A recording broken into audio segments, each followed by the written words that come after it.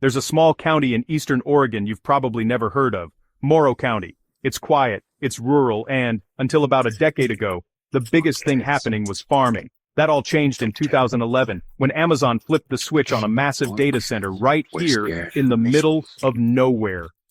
Since then, Morrow County's been making headlines, but not for reasons anyone would want. Residents are reporting a spike in rare cancers, kidney failures, and even bizarre medical conditions you'd only expect to read about in medical journals. The suspected culprit? The water. Here's the deal. The local wells, lifelines for the people living here, are testing off the charts for nitrates. Out of 70 wells surveyed, 68 broke the federal safety limit. That's not just a little high, that's everyone's water, basically. Nitrates are dangerous stuff.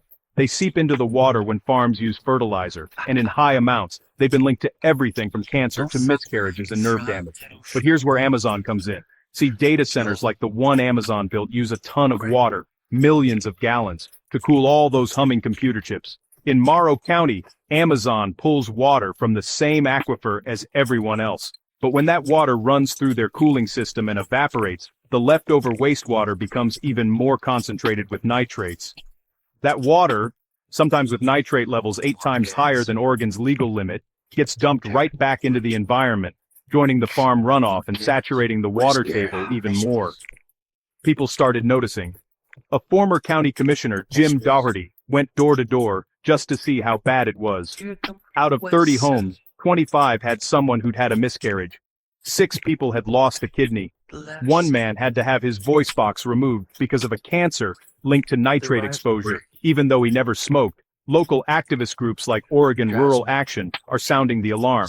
They say this is like a slow-motion version of Flint, Michigan. The same toxic water, the same slow response, and the same kind of powerless rural community. Amazon, for their part, says they're not to blame. Their water use is too small, and they don't add nitrates. But locals say the math just doesn't add up. So, is Amazon's data center poisoning Oregon?